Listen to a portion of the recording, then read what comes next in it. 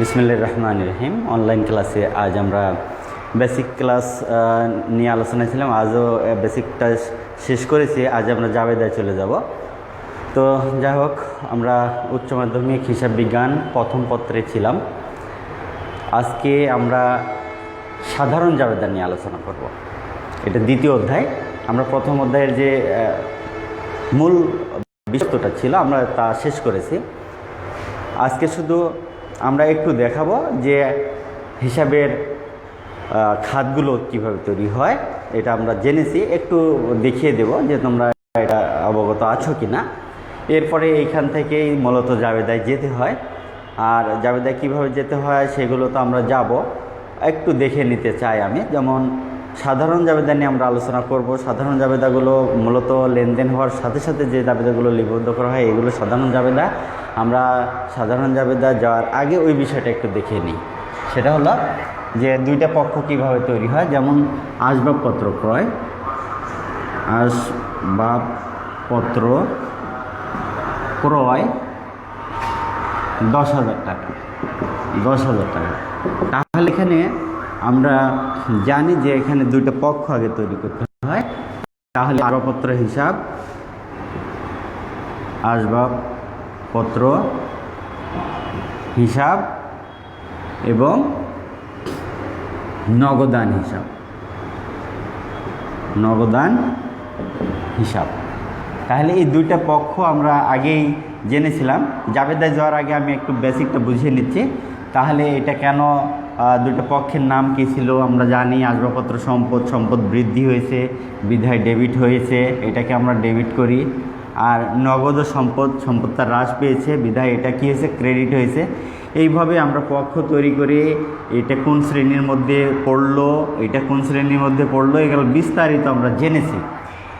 আর এ কারণে আমাদের এখন আর ডেবিট ক্রেডিট নির্ণয় করতে কোনো সমস্যা হবে না আশা করি। আর তাই আমরা সহজেই জাবেদা চলে যেতে পারি। জাবেদা তোমরা নিশ্চয় করে এসএসসিতে একটা বিশেষ মোটামুটি একটা লেভেল পড়ে এসছো। আজকে আমরা মূলত যে বিষয়গুলো মোটামুটি একটু ক্রিটিক্যাল ধরনের এইগুলো দিয়ে আমরা শুরু করব। যে জাবেদাগুলো আমি জাবেদার চ্যাপ্টারে সাধারণ জাবেদাগুলো আমি 20টা 30টা 40টা যাই করে না এখন, এইগুলো মোটামুটি কাভার করবে তোমরা জাবেদার লেভেলটা পার হওয়ার জন্য। তবে শুরু থেকে খেয়াল করতে হবে, আমরা শুরুর দিন থেকে যেভাবে শুরু করছি এটা খুব ভালো করে খেয়াল করলে আমরা জাবেদাটা শেষ পর্যন্ত যদি দেখো তাহলে দেখা যাবে জাবেদাগুলো তোমার আয়ত্ত হয়ে গেছে। তাহলে আমরা সাধারণ জাবেদায় আমরা একটা উদ্দীপক তৈরি করেছি। এই উদ্দীপক থেকেই আমরা সাধারণ জাবেদাগুলো করাবো। তো এই জাবেদাগুলো মূলত কিভাবে হবে আমরা দেখাচ্ছি, তোমরা একটু খেয়াল করো। আমি একটু কয়েকটা উদ্দীপক লিখে দিয়েছি, এখান থেকে মূলত আমি দেখাবো। ভালো করে খেয়াল করো যে এগুলো কিভাবে দেখা যাচ্ছে কিনা, ক্লিয়ার কিনা। তোমরা অনেকেই সালাম দিয়েছো, তো বোর্ডটা ক্লিয়ার কিনা একটু আমাকে জানাও। এখানে নগদে 20,000 টাকা, নগদে 2 লক্ষ টাকা, 20,000 টাকা আসবাবপত্র, 30,000 টাকার যন্ত্রপাতি, 10,000 টাকার পণ্য সামগ্রী, ব্যাংক জমা 10,000 টাকা আর 40,000 টাকার ঋণ নিয়ে ব্যবসা শুরু করা হলো। এরপরে পণ্য ক্রয় 70,000 টাকা, যা নগদে 20,000 টাকা এবং চেকে 30,000 টাকা প্রদান। আসবাবপত্র ক্রয় 60,000 টাকা, বিক্রয়ের উদ্দেশ্যে আসবাবপত্র ক্রয় 60,000 টাকা। এরপরে ধারে 20,000 টাকা পণ্য ক্রয় করা হলো এবং পরিবহন খরচ বাবদ 5,500 টাকা প্রদান করা হলো। এরপরে আছে হলো 10,000 টাকার শেয়ার অবলিক ঋণপত্র অবলিক ডিবেঞ্জার অবলিক বন্ড অবলিক সঞ্চয়পত্র অবলিক প্রাইজ বন্ড। এরপরে অবলিক সার্টিফিকেট ক্রয় করে চেক প্রদান করা হলো। ব্যবসায়ে ব্যবহারের উদ্দেশ্যে 20,000 টাকার একটি যন্ত্রপাতি ক্রয় করা হলো, যার সংস্থাপন ব্যয় 6,000 টাকা এবং পরিবহন খরচ 4,000 টাকা। আমরা বেশ কয়টা তোমাদের মাঝে উদ্দীপক আকারে দিয়েছি, একটা একটা করে আলোচনায় যাব। মূলত যেগুলো তোমাদের জন্য খুব বেশি দরকার এগুলো একটু বুঝতে তোমরা কম পারো, এইগুলো বিষয়গুলোই মূলত আমি আলোচনায় নিয়ে এসেছি। খুব ভালো করে খেয়াল করতে হবে, তাহলে জাবেদাটা তোমাদের জন্য অনেকটা ইজি হয়ে যাবে আশা করি। তাহলে আমরা যেটা নিয়ে শুরু করছি, এটা একটু 1 নম্বরটা নিয়ে 1 নম্বরটা আরেকবার দেখে নাও।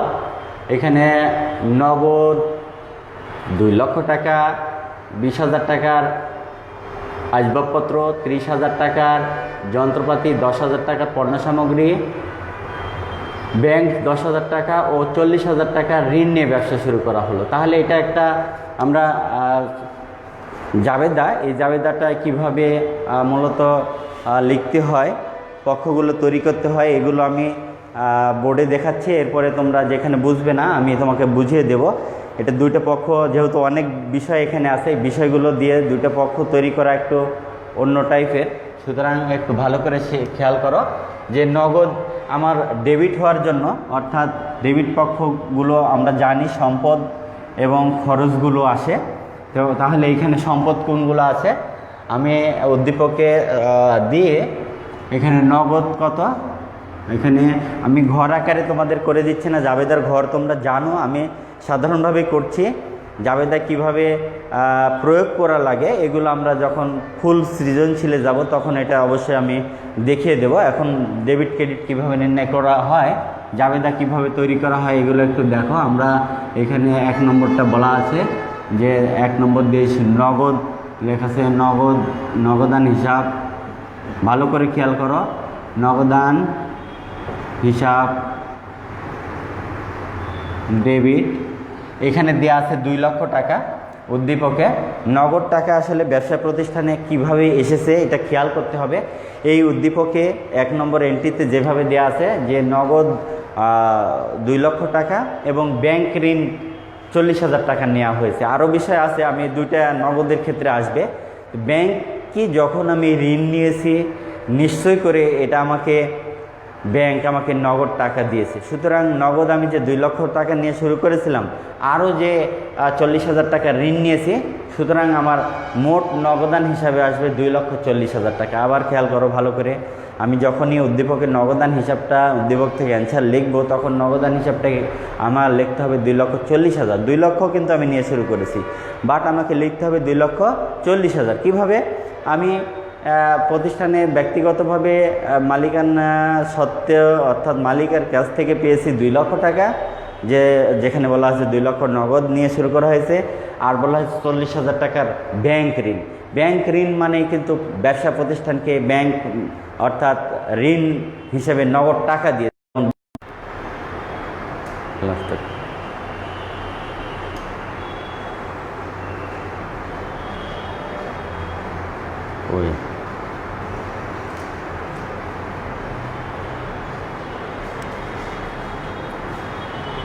হ্যাঁ, তো একটু নেটওয়ার্কের সমস্যা দেখা দিয়েছিল। তো আমরা কি বলেছিলাম যে আমরা নগদ 2 লক্ষ টাকা মালিকের কাছ থেকে পেয়েছি, আর ঋণ হিসেবে পেয়েছি হলো কত টাকা?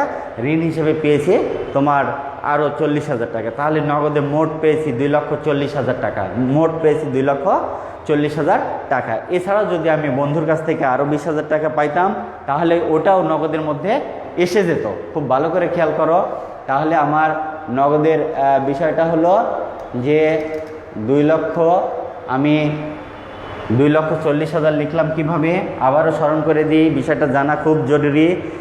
আমার মালিক পক্ষের কাছ থেকে পেয়েছি 2 লক্ষ, ব্যাংকের কাছ থেকে পেয়েছি 40,000, সুতরাং নগদে মোট 2,40,000 আমি একটা পেয়েছি। এরপরে বলা আছে আসবাবপত্র ক্রয়, সম্পদগুলো সব ডেবিট করব। আসবাবপত্র হিসাব ডেবিট। আসবাবপত্রে আমরা পেয়েছি 30,000 টাকা, আসবাবপত্রে পেয়েছি 30,000 টাকা। নেক্সট যন্ত্রপাতি আমার সম্পদ, এটাকে ডেবিট করতে হবে। যন্ত্রপাতি হিসাব, যন্ত্রপাতি হিসাব ডেবিট 10,000 টাকা। যন্ত্রপাতি,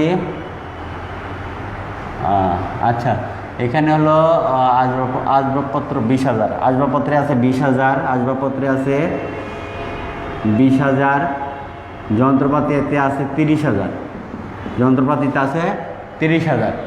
পণ্য সামগ্রী মানে আমরা পণ্য সামগ্রী মালিক ক্রয় করে নিয়ে এসেছে, সুতরাং এখানে ক্রয় হিসাবটাকে ধরতে হবে। পণ্য সামগ্রী বললে ক্রয় ধরতে হয়, ক্রয় হিসাব ডেবিট। এরপরে ব্যাংকে জমা আছে কত টাকা 1 তারিখে, এটা হলো 10,000 টাকা। ব্যাংকে জমা আছে হলো 10,000 টাকা, তাহলে ব্যাংকও আমার সম্পদ। ব্যাংক হিসাব, ব্যাংক হিসাব ডেবিট, এটাও সম্পদ, সুতরাং এখানেও 10,000 টাকা। তাহলে আমার উদ্দীপক থেকে যেই কটা আইটেম ছিল আমরা সবগুলো নিয়েছি। এখানে আবার আমি বলি, উদ্দীপকে ছিল 2 লক্ষ প্লাস ঋণ 40, 2,40,000 টাকা। এরপরে আসবাবপত্র 20,000 টাকার, তাও নিয়ে এসেছি। এরপরে 30,000 টাকার যন্ত্রপাতি 30,000 টাকার, তাও নিয়ে এসেছি। এরপরে পণ্য সামগ্রী 10,000 টাকা, পণ্য সামগ্রী ক্রয় অর্থাৎ ক্রয় হিসাব 10,000 টাকা, এটা এইভাবে হয়।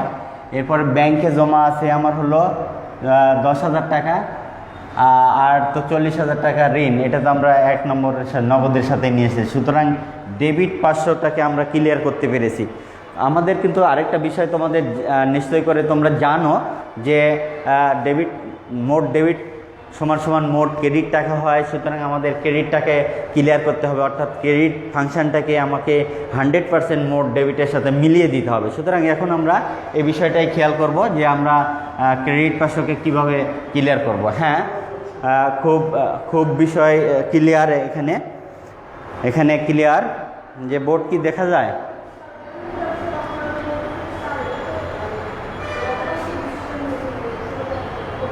আচ্ছা, ক্লিয়ার দেখা যাচ্ছে না, তাই বোর্ড।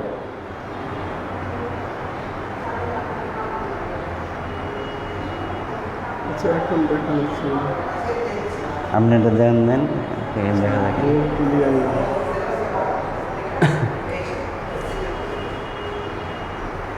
এখন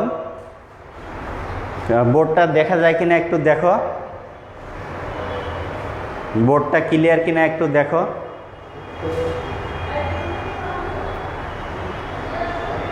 একটু আমাকে জানিয়ে দাও বোর্ডটা ক্লিয়ার কিনা।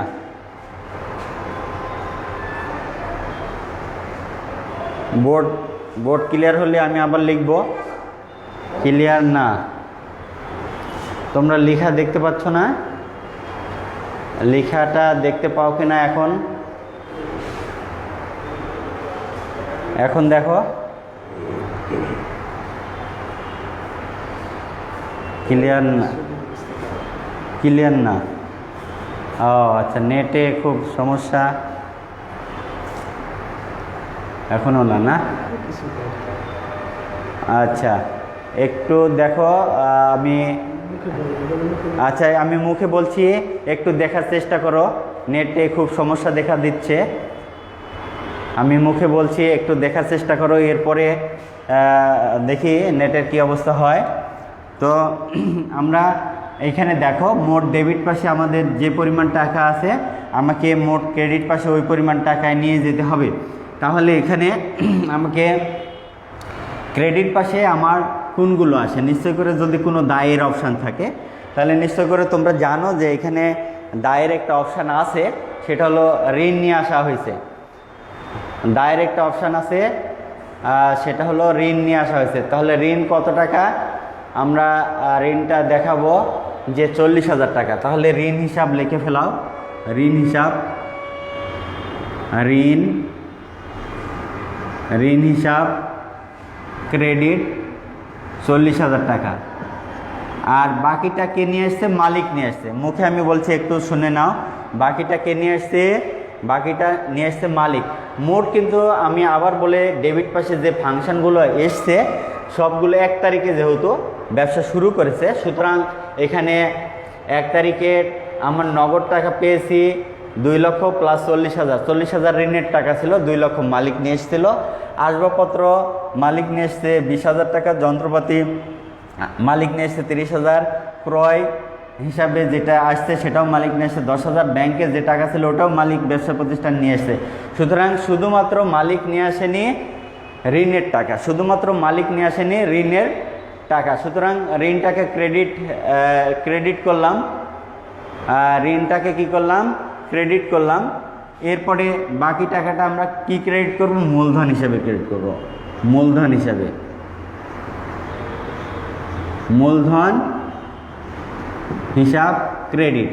তাহলে মূলধন হিসাব কত টাকা ক্রেডিট করব, আমার মোট ডেবিটে যা টাকা ছিল, মোট ডেবিটে যা টাকা ছিল ওইখান থেকে যদি আমরা, মোট ডেবিটে কত টাকা ছিল, মোট ডেবিটের টাকা ছিল 2,40,000 যোগ হলো 20,000 যোগ হলো 30,000 যোগ হলো 10,000 যোগ হলো 10,000। তাহলে যা মোট ছিল এখান থেকে বাদ যাবে 40,000। তাহলে 2,70,000 হবে, 2,70,000 হবে, 2,70,000 হবে আমার মূলধন হিসাব। এইভাবে মূলত 1 নম্বর জাবেদাটাকে আমরা শেষ করলাম। এখন তোমাদের, হ্যাঁ ঠিক আছে, সুন্দর অ্যান্সার দিয়েছ ফারজানা রহমান, সঠিক অ্যান্সার হয়েছে। তো দেখো এখন তোমরা একটু দেখার চেষ্টা করো, আজকে নেটটা ভালো নাই, এটা এখন কিছু করার নাই আপাতত। তো দেখো এরপরে তোমরা যদি না বুঝো, আমি কথা বলছি এগুলো ক্লিয়ার বোঝার চেষ্টা করো, যদি না বুঝো তো আমি বোঝাই দিব, অসুবিধা নেই। এরপরে আসো পরবর্তীতে এই অপশানটা সুন্দরভাবে বোঝার চেষ্টা করিও। আমি মিশে দিয়ে দ্বিতীয় অপশানে গেলাম, দ্বিতীয় অপশানটা একটু খেয়াল করিও। পরেরটা বলা আছে যে পণ্য ক্রয় 70,000 টাকা যা নগদে, পণ্য ক্রয় 70,000 টাকা যা নগদে, এখানে একটু দেখায় নিই, এই এন্ট্রিটা সহজ মনে হলেও একটু হলেও ক্রিটিক্যাল আছে, এই কারণে আমার দেখানো। পণ্য ক্রয় 70,000 টাকা যা নগদে 20,000 টাকা এবং চেকে 30,000 টাকা প্রদান করা হলো। পণ্য ক্রয় 70,000 টাকা যা নগদে 20,000 টাকা এবং চেকে 30,000 টাকা প্রদান করা হলো। এই এন্ট্রিটা আমরা এখন দেখাবো। হ্যাঁ, তোমরা আগেরটা অনেকেই সুন্দর অ্যান্সার দিয়েছো, অনেক ধন্যবাদ তোমাদেরকে, অনেক অনেক ধন্যবাদ। এরপরেরটা ভালো করে খেয়াল করো, আমরা উদ্দীপকটা দেখাই নিচ্ছি। পণ্য ক্রয় 70,000, নগদে 20,000, চেকে 30,000 টাকা প্রদান করা হলো। তাহলে এটা আমরা কিভাবে লিখবো একটু খেয়াল করো। দেখো যে আমরা লিখব যে হলো ক্রয় হিসাব ডেবিট যথারীতি লিখব, ক্রয় হিসাব ডেবিট কত টাকা, 70,000 টাকা। আমরা মোট ক্রয় করলাম 70,000 টাকা দিয়ে, এরপরে নগদে কত টাকা দিলাম, আর হলো বাকিতে, অর্থাৎ বাকি কথা বলার নাই, এরপরে আমাকে বুঝে নিতে হবে। তাহলে এখানে বুঝতে পারবো যে নগদে দিয়েছে কত টাকা, 20,000 টাকা। তাহলে এটা নগদান হিসাব ক্রেডিট 20,000। এরপরে চেকে 30,000 টাকা। চেক মানে ব্যাংক, তোমরা নিশ্চয় জানো, ব্যাংক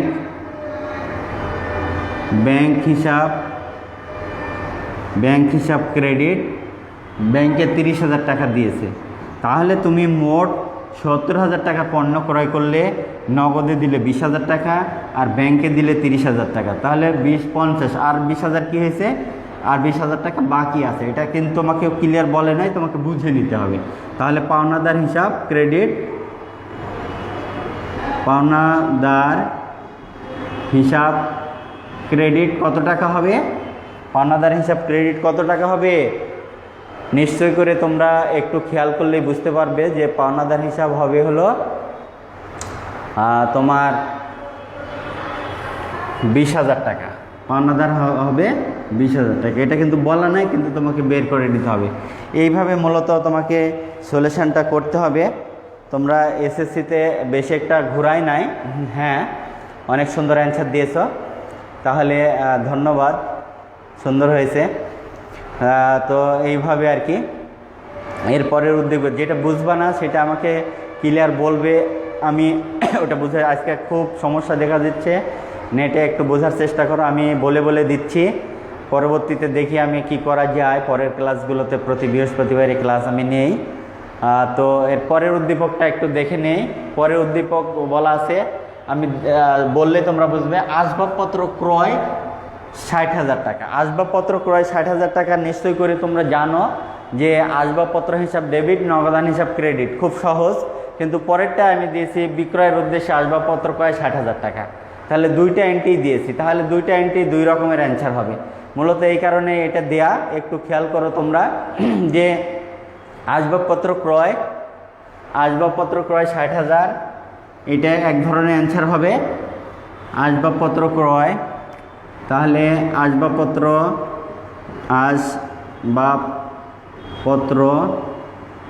হিসাব ডেবিট, নগদান হিসাব ক্রেডিট। কত টাকা? 60,000 টাকা।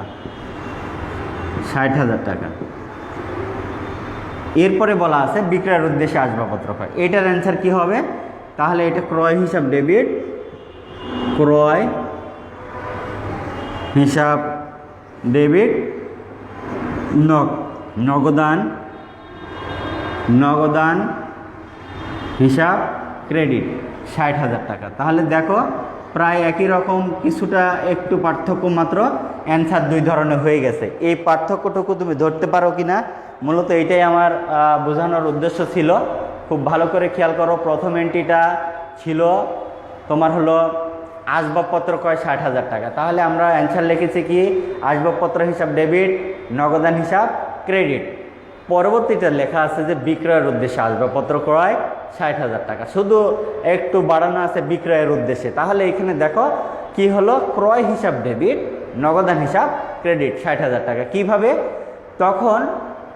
যখন তুমি কোনো বিষয়ে অর্থাৎ ব্যবসা শুরু করবে, তখন ওই সংশ্লিষ্ট পণ্য যদি ক্রয় করো, স্থায়ী সম্পত্তি হলেও সেটা পণ্য হিসেবে চলে যাবে।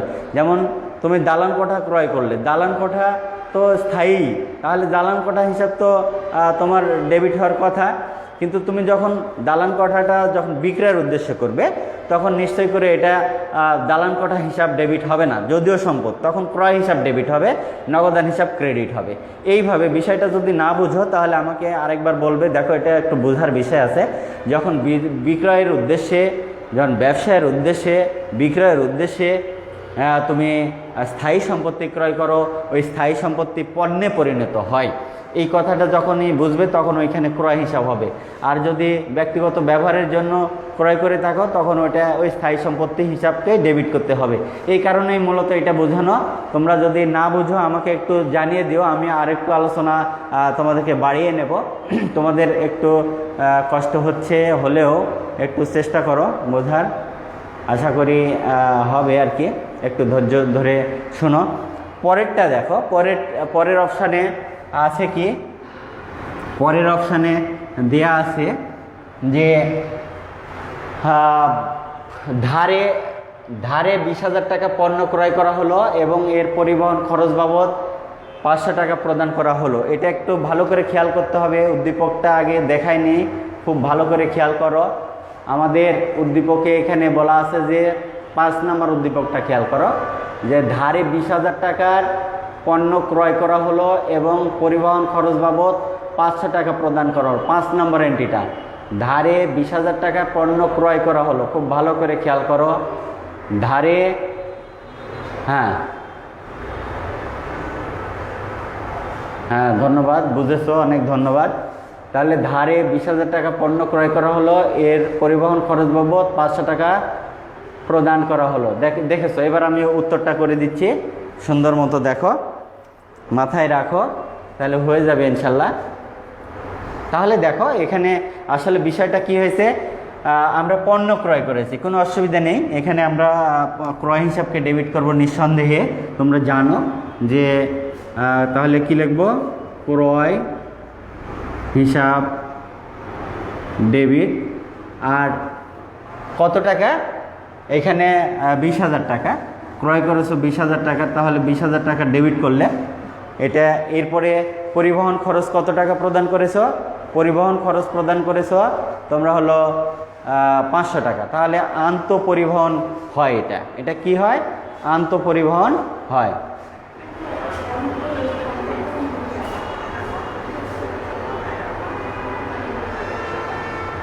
আন্তঃপরিবহন, তাহলে দেখো আন্তঃপরিবহন খরচ হিসাব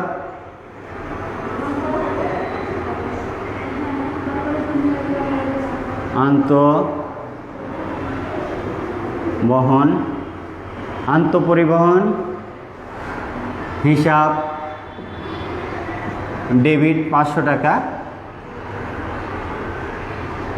ডেবিট 500 টাকা। তাহলে ক্রয় আর আন্তঃপরিবহন ডেবিট করলাম। এখন বলা আছে কি বাকিতে ক্রয় করেছে, তাহলে বাকিতে ক্রয় করেছে, ঠিক আছে। তাহলে তুমি গুলশান বা বনানী যেখান থেকে ক্রয় করো না এখনও, ওইটা ক্রয় করে যদি বাড্ডায় নিয়ে আসো, তাহলে পরিবহন কি তোমাকে ভ্যানওয়ালা বা রিক্সাওয়ালা তোমাকে বাকিতে দেবে নাকি? নিশ্চয় দেবে না। সুতরাং এখানে একটু খেয়াল করো,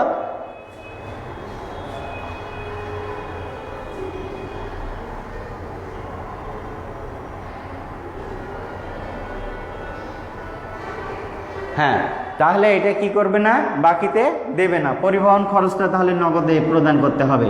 তাহলে এখানে দেখো নগদান হিসাবকে কি করতে হবে, নগদান হিসাব ক্রেডিট কত টাকা হবে? বাকিতে বলার পরেও কিন্তু আমরা নগদকে ক্রেডিট করছি। কত টাকা? 500 টাকা। কারণ এই 500 টাকা তোমার ভ্যান ভাড়া বা রিক্সা ভাড়া লাগবে। আর যেহেতু বাকিতে ক্রয় ছিল, পণ্যটার পুরোটাই মূল্য পাওনাদার হিসাব হবে। পাওনাদার হিসাব ক্রেডিট হবে কত টাকা?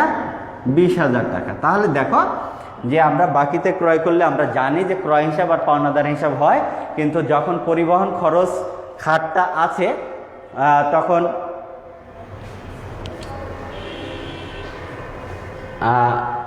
তখন হলো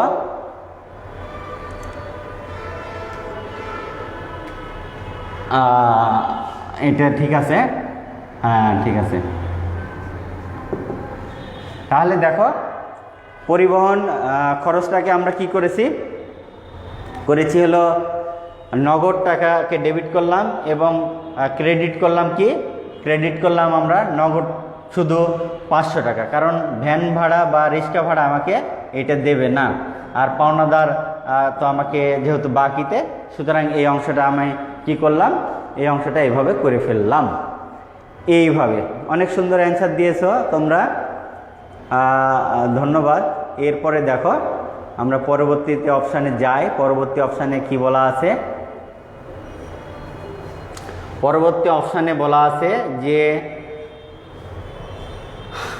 10,000 টাকার শেয়ার, ঋণপত্র, ডিবেঞ্চার, বন্ড, সঞ্চয়পত্র, প্রাইজ বন্ড, সার্টিফিকেট ক্রয় করে চেক প্রদান করা হলো। পরবর্তী উদ্দীপকটা আমি একটু দেখিয়ে নিচ্ছি, তোমরা একটু ভালো করে খেয়াল করো, এগুলো একটু ব্যাপার স্যাপার আছে। সুতরাং দেখো বলা আছে 10,000 টাকার শেয়ার, ঋণপত্র, ডিবেঞ্চার, বন্ড, সঞ্চয়পত্র, প্রাইজ বন্ড, সার্টিফিকেট ক্রয় করে চেক প্রদান করা হলো। ভালো করে 6 নম্বর এন্ট্রিটা ভালো করে খেয়াল করো। 6 নম্বর এন্ট্রিটা কি বলা আছে? বলা আছে 10,000 টাকার শেয়ার, ঋণপত্র, ডিবেঞ্চার, বন্ড, সঞ্চয়পত্র, prize bond oblique certificate oblique ক্রয় করে চেক প্রদান করা হলো। তাহলে এইগুলো সবগুলোই আমরা ব্যাপারটা বুঝেছি। এখন আমরা বুঝিয়ে দেব এবং জাবেদারটা একটু করিয়ে দেব, তোমরা একটু ভালো করে খেয়াল করবে। তো এখানে খুব ভালো করে খেয়াল করো যে আমরা বিনিয়োগের বিষয়টা আমাদের নলেজে আছে কিনা। বিনিয়োগ যেহেতু আমাদের একটা বিষয়, বিনিয়োগটা কিসে করা যায়? শেয়ারে করা যায়। বিনিয়োগটা ঋণপত্রে করা যায়, ডিবেঞ্চারে করা যায়, বন্ডে করা যায়, সঞ্চয়পত্রে করা যায়, প্রাইজ বন্ডে করা যায়। সার্টিফিকেট যখন তোমাদের কাছে অলস টাকা পড়ে থাকে, অলস টাকাকে কাজে লাগানোর জন্য তোমরা নিশ্চয়ই জানো, অলস টাকাকে কাজে লাগানোর জন্য আমরা কোনো একটা ফাংশানে বিনিয়োগ করি, কোনো একটা ফাংশানে বিনিয়োগ করি। অর্থাৎ তোমার প্রতিষ্ঠানে যদি নগদ টাকা অলস পড়ে থাকে, ওই টাকাটা তোমরা বিভিন্ন অপশানে বিনিয়োগ করো যেন ওইখান থেকে কিছু টাকা আসে। যেমন কি সঞ্চয়পত্র যদি ক্রয় করো, সঞ্চয়পত্র একটা রেট থাকে যে 10% বা 15%, 12% তোমার দেওয়া হবে। সুতরাং এখানে 5 লক্ষ টাকা যদি তুমি এক জায়গায় বিনিয়োগ করে রাখো, সঞ্চয়পত্রে, ডিবেঞ্জারে বা ঋণপত্রে বা শেয়ারে বিনিয়োগ করে রাখো, মূল টাকা তো ফেরত পাবে, আবার হলো ইন্টারেস্টের টাকাও পাবে।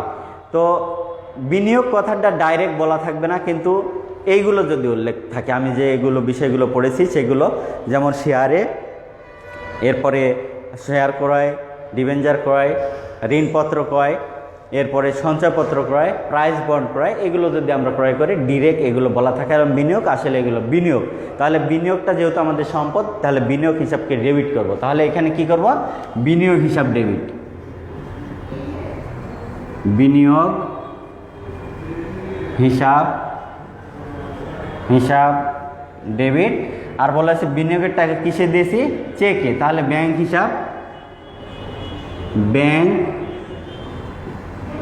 হিসাব ক্রেডিট, ব্যাংক হিসাব ক্রেডিট। তাহলে কত টাকা? 10,000 টাকা, 10,000 টাকা। এইভাবে মূলত তোমাদের বিনিয়োগের ফাংশনটা আসবে। বিনিয়োগ নিশ্চয় করে তোমরা বুঝবে, এখানে ভালো করে দেখে নাও, বুঝে নাও।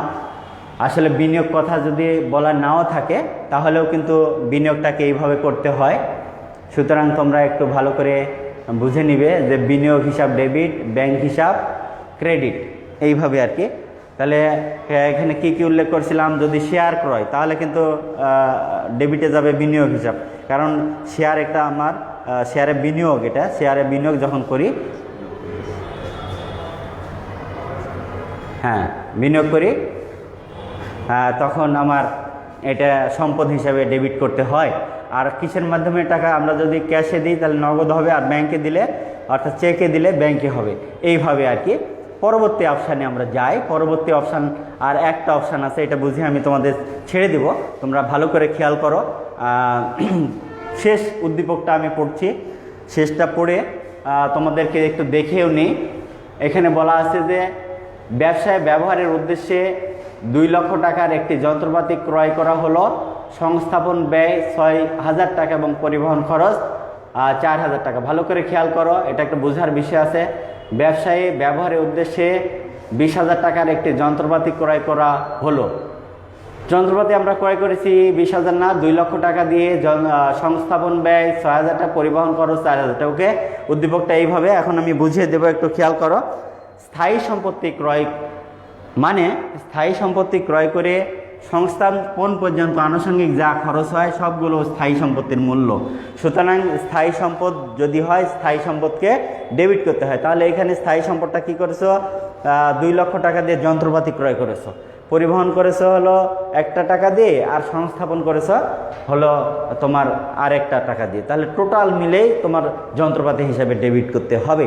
কারণ আমরা কোনো স্থায়ী সম্পত্তি ক্রয় থেকে শুরু করে ওটা চালু করা পর্যন্ত যাবতীয় খরচ ওই স্থায়ী সম্পত্তির মূল্য হিসেবে ক্রয় মূল্য হিসেবে, ওই স্থায়ী সম্পত্তির ক্রয় মূল্য হিসেবে ধরা হয়। সুতরাং এখানে যন্ত্রপাতির টোটাল মূল্যকে ধরা হবে। এখানে 3টা ফাংশনে পরিবহন করেছে, সংস্থাপন করেছে, ক্রয়ের মূল্য দিয়েছে, 3টার যোগফলই যন্ত্রপাতি হিসাবকে ডেবিট করতে হবে। তাহলে দেখো এখানে যন্ত্রপাতি হিসাব ডেবিট,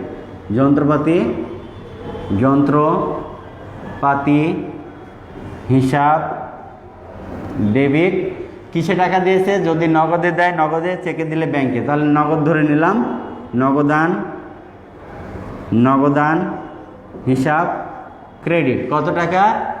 এখানে 2 লক্ষ, আর সংস্থাপন ব্যয় 6,000, 2 লক্ষ 6,000, 4,000 টাকা হলো সংস্থাপন ব্যয়। তাহলে 2,10,000, মোট হলো 2,10,000 টাকা। এইভাবে আর কি তোমাদের সলিউশনগুলো আসলো।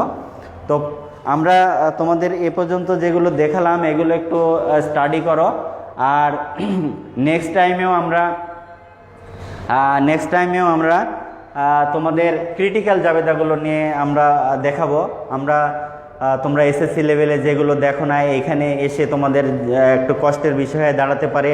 এই বিষয়গুলো আজকে কিছুটা তুলনামূলক সহজ ছিল, কিন্তু আগামীর জাবেদাগুলো এর সাথে একটু জটিল হতে পারে, এবং আমি এটাকে সহজ করার জন্যই আমি থাকবো। তো আজকের মতো এখানে শেষ করছি। আল্লাহ হাফেজ।